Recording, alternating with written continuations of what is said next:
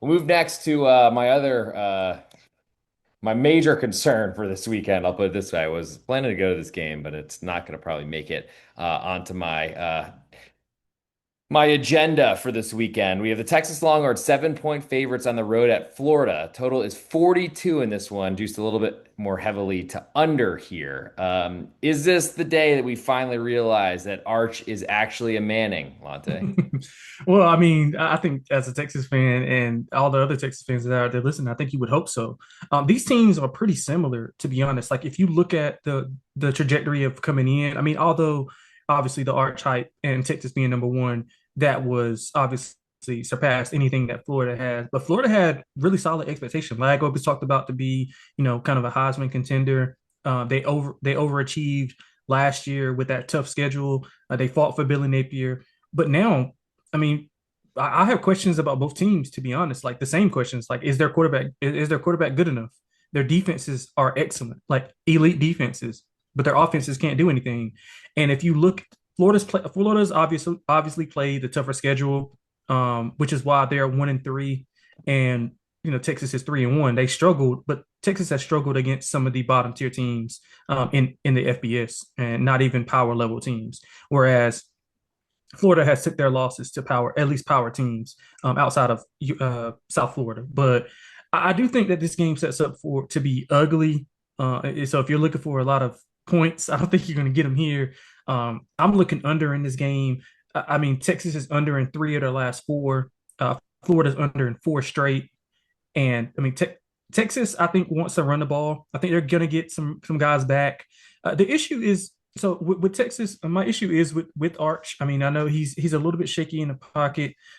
He's not hitting guys in the right spots, but I mean, I'm questioning some of the receivers. Like right now, I think Parker Livingston is the best receiver, and that's an issue because he's not even the high. He's not even close to being the highest rated receiver. You got all these 5-star, high 4-star guys, and you got a guy who was. I'm not sure if he was a walk on or if maybe he was just like a low rated player. But I mean, he's been their best receiver. So that can't be the issue. You have to have some of these guys winning routes. Now, the offensive line has not been up to par.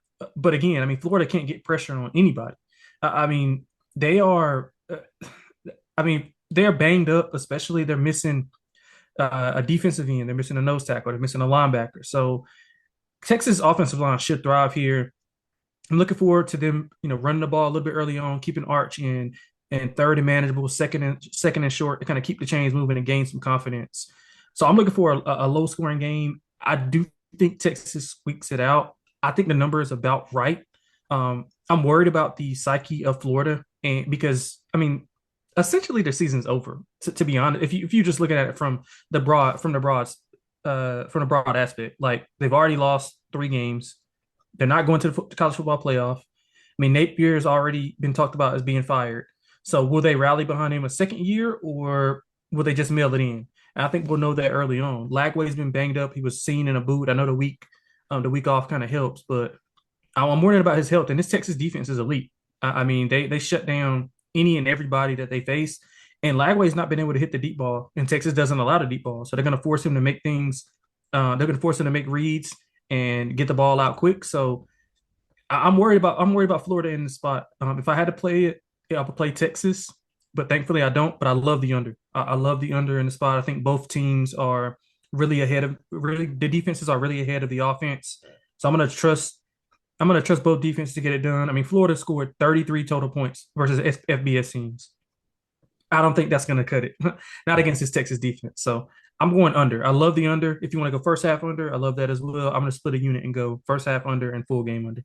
Yeah, I like that too. I think just looking at the box scores from Florida so far this season, they have not totaled the 42 points, which is the over-under for this matchup in FPS games. So 34, 30, and 33 points, all respectively, and or in order of the games being played. My curiosity is when you're talking about Arch and you're saying that in on some publications and some betting odds that the Heisman favorite entering into the season, we're going to really have to make sure that we keep him in third and manageable and all these Yeah, things, yeah, and yeah. and which I think is an apropos kind of. I guess, take on what we've seen from him so far this season.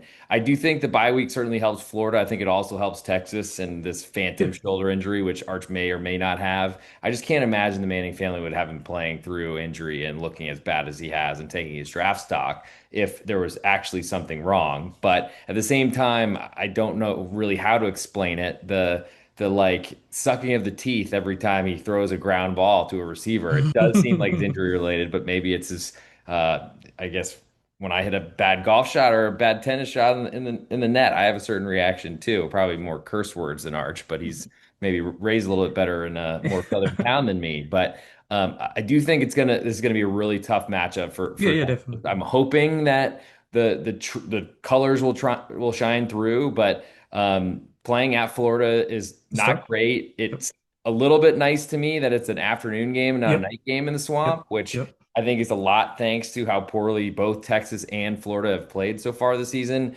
Texas, of course, as you mentioned, playing one of the easiest schedules possible. Yeah, yeah. Hardest probably starting game, but after that, it's been Sisters of the Blind so far. But I still don't feel like we've seen an Arch that looks anywhere near competent. So I think low scoring game and maybe Texas team total unders as well might be interesting here. But that I guess will ultimately depend on how competitive Florida is. Do you have anything more to Yeah, say I got to about this take for one? you. Go Yeah, I ahead. got to take for you before. So, Yikes. listen, this might not be the most popular, but I did make this bet. I'm betting on some Arch to win Heisman because hear me out for this one. Okay. He hear me out. So Okay. I'm he hasn't listening. he hasn't been good. That's obvious. But this is as wide open as we've seen it. I mean, we've saw favorites, a different favorite every single week. We saw the board change every single week. And it's basically predicated on, hey, do you have a good game? Just like we saw Dante Moore have a great game at Penn State. Now he's the favorite. We saw Carson Beck after the Notre Dame game. Then he was the favorite. We saw I forgot who else had a good, whatever it was, but they've had several different changes amongst the odds boards. Now, Arch is down on the odds boards and he hasn't played the meat of his schedule. The thing that we have going for it is that it's a late season award.